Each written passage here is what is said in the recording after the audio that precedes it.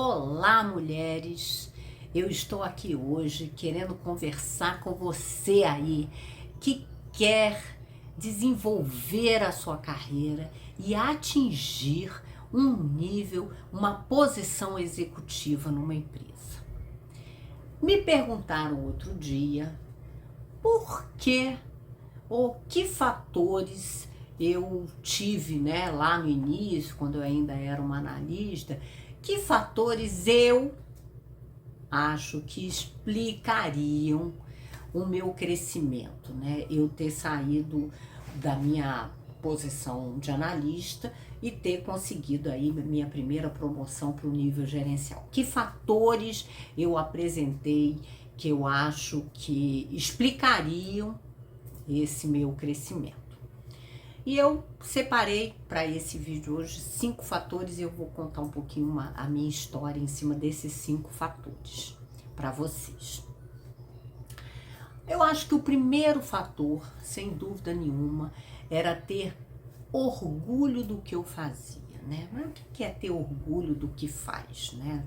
Não é o orgulho da presunção, de se achar superior, não. É ter orgulho, é saber que eu estava sempre fazendo o meu melhor para que aquele trabalho fosse concluído, era que eu me dedicava, né, a estar fazendo as coisas sem erro. Sempre tive muita preocupação de não passar uma informação errada, de não me precipitar e passar uma conclusão, né? Na época eu trabalhava com pesquisa, e passar uma conclusão que não fosse realmente uma conclusão verdadeira daquele conjunto aí de percepções do cliente.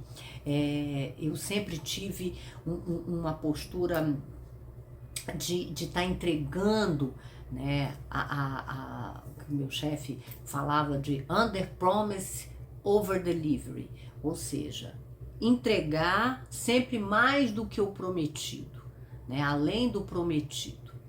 E eu me lembro que uma dessas situações, né, foi que eu tinha me comprometido, eu fiz um levantamento para um executivo da empresa, e ele estava muito ansioso porque dos resultados desse trabalho ele ia definir algumas ações relevantes, né? Ele estava estruturando ainda um trabalho, uma área dentro da organização, e ele precisava muito desses resultados. E eu me lembro que eu negociei com ele um prazo para entrega do relatório, né? A gente fechou todo o projeto do levantamento das informações até a finalização do relatório, e eu dei um prazo para ele de entrega.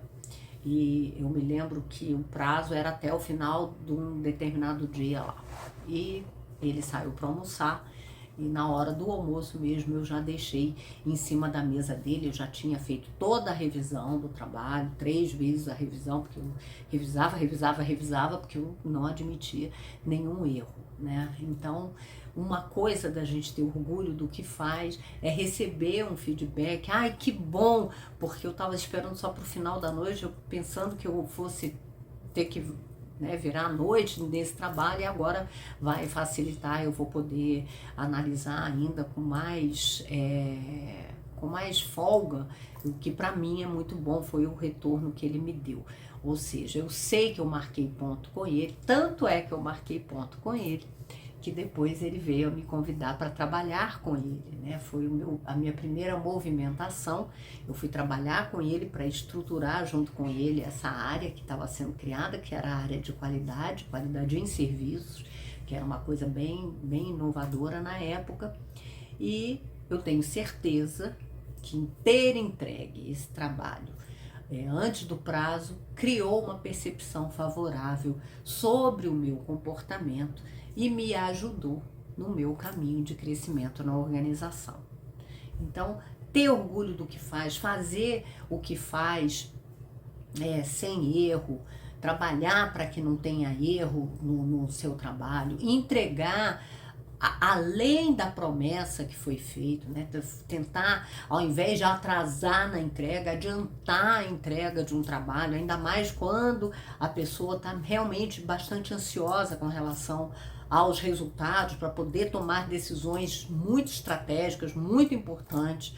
A gente tem que ter essa percepção, essa visão. Então, quem quer crescer na carreira tem que trabalhar esse fator, tem que ter orgulho do que faz no sentido de entregar além, né? De fazer o seu melhor sempre. Um outro fator que eu acho extremamente relevante é a questão da inovação, né? Eu acho que muitas pessoas, quando estão ainda no nível técnico, se afeiçoam muito ao trabalho, ao formato que é um formato conhecido e investem pouco em inovar. Então, o que aconteceu comigo, né? Eu fiz o mestrado e fui convidada por uma palestra de marketing, e nessa palestra estava se falando muito da indústria automobilística, como é que a indústria automobilística tomava decisões com relação aos diferenciais que elas iam colocar nos automóveis, como é que eram feitas as pesquisas com os consumidores para definir qual seria o diferencial que seria posicionado naquele ou naquele outro automóvel, o que teria mais valor na percepção do cliente, né? E isso até hoje deve acontecer de uma forma bastante estruturada dentro da indústria automobilística, porque realmente mais e mais diferenciais são colocados nos carros e isso realmente afeta a decisão do consumidor.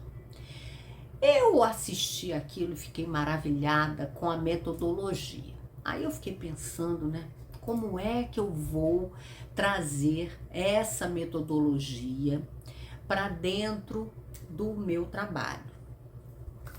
E nas nossas pesquisas, a gente trabalhava com fatores de satisfação do cliente, né? Então, eu fazia pesquisas para a área de atendimento e aí via quais eram os fatores, a satisfação com cordialidade e simpatia dos colaboradores, limpeza, sensação de bem-estar, a satisfação geral com a empresa, etc, etc. Então, tinha lá uns 6 ou 7 fatores na época que a gente, na pesquisa, entrevistava. E o que se trabalhava era ainda essa questão de 95% de satisfação, né? Que é um fator que você pode ter 80% das pessoas satisfeitas e 15% muito satisfeitas. É bem diferente de você ter 80% muito satisfeitas e 15% satisfeitas, né? E isso a gente não conseguia, esse diferencial a gente não conseguia verificar usando esse padrão percentual. Então, o que eu importei dessa pesquisa dos automóveis? Trabalhar com índice, o índice de satisfação. No índice, você dá um peso, né, para as respostas. Então, um peso maior para muito satisfeito, um peso um pouco menor para satisfeito, e assim até chegar muito insatisfeito, que praticamente zera o muito satisfeito. Então, assim foi feito. E quando o resultado saiu, as pessoas gostaram muito, porque pela primeira vez você tinha uma análise dos fatores, da relevância e de é como se a gente tivesse refinado a percepção, o nosso entendimento da satisfação, da percepção de satisfação do cliente. Olha que coisa incrível. E realmente mudou muita coisa, porque alguns fatores que a gente achava que estavam muito bons não estavam tão bons quanto outros que estavam até melhores, né? Então a gente aprendeu mais ainda sobre o comportamento do nosso cliente. E também, novamente, essa minha inovação, essa capacidade de inovar, também permitiu a questão de usar o índice como o formato da qualidade que estava entrando. Então, o diretor na época, o Clemente, achou muito interessante essa metodologia matemática para avaliação dos resultados e passou a adotar essa metodologia dentro do formato que a qualidade, que a garantia da qualidade iria trabalhar dentro da organização. Também foi um ponto para mim, foi muito bom. Então eu estou dando exemplos da época de analista, de coisas que parecem tão simples, né? Tão assim, mas que fazem a diferença. Mas sem dúvida nenhuma tem um risco. A primeira pesquisa que eu estava trabalhando lá com o índice podia ter sido interpretada de uma forma, tá fugindo do padrão da empresa, isso não é bom, não gostamos, volte para o padrão anterior. Mas eu tive a sorte, porque realmente era muito rico, era muito interessante, de que a empresa comprou imediatamente esse novo formato. Então a gente tem que inovar. E, na verdade, tem um terceiro fator aí, que eu também reputo como muito importante, que é coragem. Então a gente tem que ter coragem para mudar o que aparentemente não precisaria mudar, porque está indo muito bem. Então, para que mudar, que está indo muito bem? Então, a gente tem que ter coragem de fazer, coragem de apontar problemas, a gente tem que ter coragem de defender o nosso trabalho. Daqui a pouco eu vou falar de um outro fator que, junto com esse de coragem, que a gente tem que saber também, com educação, com um posicionamento favorável, a gente tem que ir lá e manter a nossa posição. Então, coragem também é um fator muito importante para quem quer chegar numa carreira executiva, né? No meu caso, eu vivi N situações interessantes, né? Uma situação interessante dessa história da coragem foi que a gente tinha feito uma pesquisa e com uma determinada formação amostral e foi questionado, né, tecnicamente falando, se aquela amostra era representativa da população. Então, eu me lembro que o diretor de marketing, né, veio conversar comigo, poxa, será que essa amostra realmente é falha, não era representativa da população? E aí, eu imediatamente acionei o que seria um quarto ponto, que é o networking, né? Que a gente precisa conhecer as pessoas que podem estar nos ajudando, né? E esse meu diretor de marketing, ele tinha um lema muito interessante, que ele dizia o seguinte: eu não tenho que ter todas as respostas, mas eu tenho que conhecer pessoas que tenham as respostas, né? Querido Paulo Marcos, que sempre contribuiu muito para o desenvolvimento das pessoas, para o desenvolvimento e implantação de inovações, ele é incrível, muito aberto assim ao novo, né? Essa capacidade que ele tem de sair do zero e criar coisas novas é incrível. Então, eu usei, né, nesse momento, eu voltei lá para o mestrado, eu ainda estava fazendo minha tese na época, e a tese, boa parte da tese é a parte estatística, que a gente tem que comprovar, né, uma hipótese e usar o ferramental estatístico para a confirmação da hipótese. Então eu voltei ali para o professor de estatística que estava me ajudando, me orientando também na tese, e ele realmente me ajudou a criar a argumentação para respaldar o resultado a que a gente tinha chegado. Então, como diz, né, o diretor de marketing, a gente não tem que saber tudo, mas a gente tem que conhecer as pessoas que vão nos ajudar e que sabem, e que juntas, né, formam um grande saber, né, praticamente o saber tudo.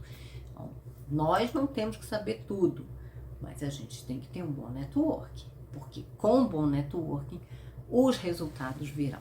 E por último, né, eu acho que vem um fator que é aquele que eu já falei em outros vídeos com relação à questão que a gente tem que a árvore já tem que existir na semente, né? A gente já tem que ter a árvore na semente.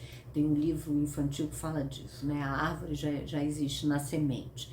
Então, quando a gente ainda é analista, a gente já tem que saber, a gente já tem que mostrar a nossa capacidade de liderar.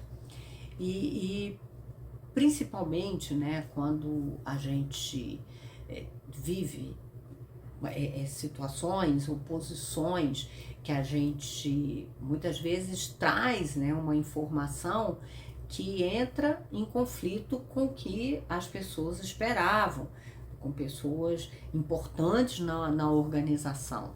Então, volta lá para aquela questão que a gente tem que ter autoridade, e a autoridade vem não só do nosso saber, mas da nossa capacidade de mostrar esse saber, né? Uma postura que em forma nenhuma pode ser arrogante, porque a gente não sabe tudo.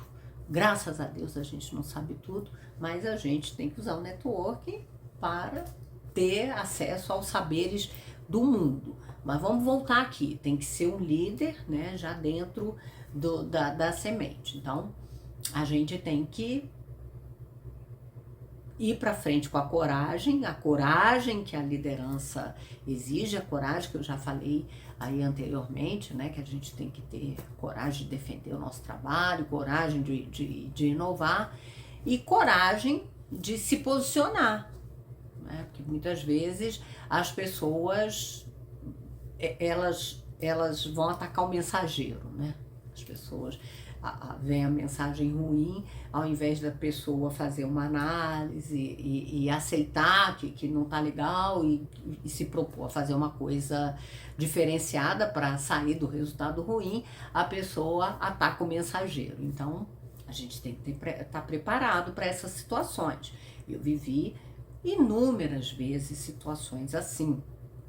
E antes da qualidade, eu já vivia isso, né? Porque a pesquisa mostrava situações que eram menos favoráveis para uns e mais favoráveis para outros. Então, acabava, muitas vezes, nessa dicotomia, eu tinha que me posicionar e, na verdade, eu estava defendendo o trabalho que a gente tinha feito, né? Mesmo quando eu era analista. Quando eu virei gerente, aí eu acho que o trabalho foi ainda mais difícil, né? Na qualidade, a gente realmente era portador de uma mensagem nem sempre muito favorável para as pessoas. E quantas reuniões eu não participei com executivos, eu era ainda só uma gerente de uma área que não é uma área afim, gerente de uma área meio, né, mais parecido até com uma assessoria do que uma gerência. Então, dentro dessa área, né, eu tinha que ali defender os resultados que a gente tinha obtido e mostrar, né, que os resultados eram pertinentes, eram verdadeiros. E eu me lembro de um exemplo, que um resultado de uma área numa determinada cidade foi um, e na outra cidade o resultado não foi tão bom. Então, uma cidade estava feliz da vida, óbvio, mas não ia sair me defendendo, porque estava feliz da vida, estava toda feliz da vida, não ia me defender, e a cidade que não estava tão bom começou a atacar o mensageiro, a área de qualidade. Não era mim, né? Porque não era pessoal, era a área de qualidade, que a metodologia, que isso, que aquilo e aquilo outro. E por fim, né, diante da resistência da empresa, olha, os resultados precisam melhorar, a cidade virou e falou, não, porque a cidade que está melhor é porque o cliente é um cliente menos exigente. Na nossa cidade o cliente é muito exigente.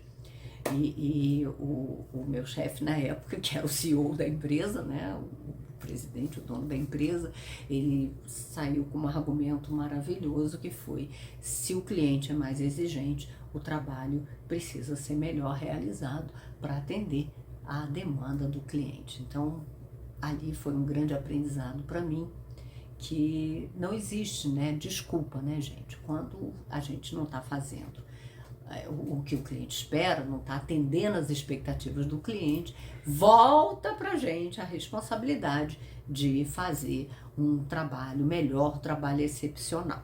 E qual não foi minha surpresa quando, no outro período de avaliação, que eram avaliações trimestrais, este mesmo grupo apresentou um resultado excepcional, baseado numa escuta ativa do cliente. Então, a gente argumentar, defender e realmente ter, né, uma forma positiva de influenciar as pessoas, mostrar que é possível chegar a bons resultados, liderar porque tem orgulho, liderar porque inova, liderar porque tem coragem de fazer e defender, né, o trabalho. Então, todos esses fatores em conjuntos vão te fortalecendo e você se torna um líder até antes de ter uma posição de liderança, e depois que tem a posição de liderança, esses fatores continuam sendo extremamente relevantes para o sucesso. Então, se você quer construir uma carreira executiva, fique atento a esses 5 fatores. Ter orgulho do que faz, fator número 1.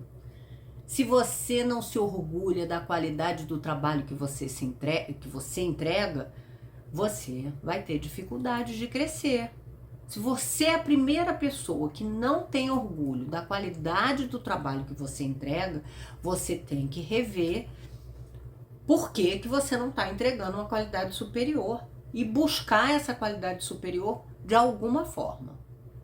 Provavelmente você vai ter que inovar. Então, busque a inovação. É o segundo fator junto aqui, né? Primeiro, ter orgulho do que faz. Se não está tendo orgulho, você vai ter que mudar a forma de fazer, você vai ter que fazer, adquirir um novo conhecimento, ter outras habilidades, você vai ter que inovar, mudar o processo, mudar a forma, mudar as pessoas, vai ter que mudar. Então, inovação. Outro fator extremamente relevante é o networking. Você não é obrigado a saber tudo, mas você tem que conhecer as pessoas que têm os saberes relevantes para o seu trabalho. E usar o saber dessas pessoas, e aprender com essas pessoas, e guardar esse conhecimento, né, memorizar esse conhecimento, porque esse conhecimento é básico para que você se torne uma autoridade naquilo que você faz.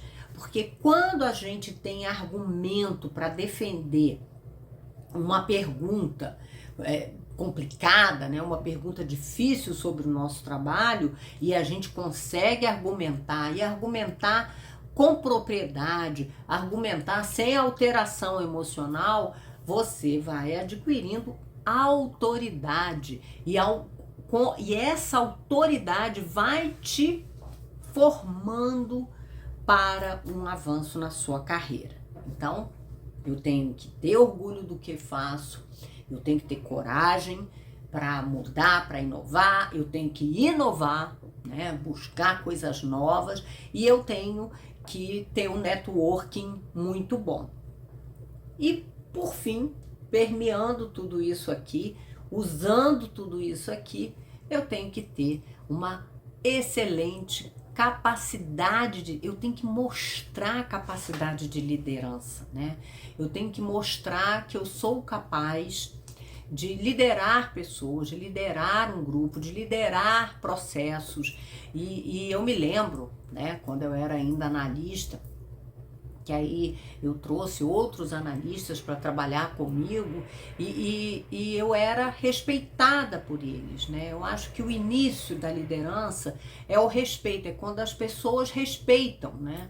Eu me lembro que uma profissional incrível que eu contratei, ela também tinha mestrado em psicologia, então eu trouxe uma formação diferenciada da minha para complementar com a minha, uma pessoa que ia trazer mais conhecimento pro formato, ou seja, eu não tive medo, não tive receio, eu investi né, nessa inovação, em trazer uma profissional que realmente fosse agregar muito valor para o nosso trabalho. Então eu acho que a gente sempre tem e sempre usa essas 5 ferramentas, ou 5 competências, ou 5 habilidades, ou 5 áreas de conhecimento, são essenciais para qualquer um que queira crescer numa carreira executiva. E vai usar isso, inclusive, como executivo. Então, como executivo, está o tempo todo tendo que mostrar orgulho do trabalho que a equipe, aí já muda, né? Orgulho do trabalho produzido por sua equipe. Capacidade de inovar, de mudar os processos, de estimular as pessoas para o novo, de ser aberto, de ouvir, né, os outros executivos, de ouvir os clientes, de perceber que é possível fazer de uma forma diferente, ter coragem de investir nas mudanças, coragem de fazer o novo, mesmo que isso possa significar uma situação menos dormótica, né? Que isso te faça sair da sua zona de conforto.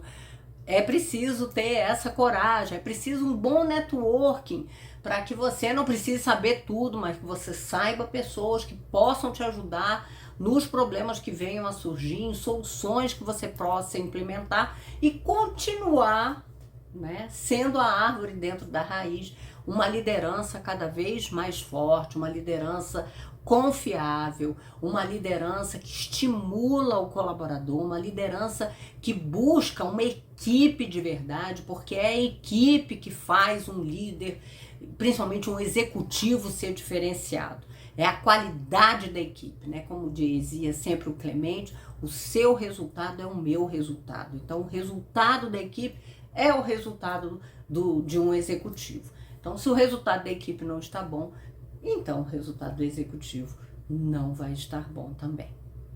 Espero ter contribuído, que vocês tenham aprendido coisas muito legais com esse vídeo e está mais e mais acreditando no seu potencial e buscando desenvolver essas qualidades, né, essas virtudes em vocês mesmos, porque eu tenho certeza, mulher, que você vai chegar no cargo executivo.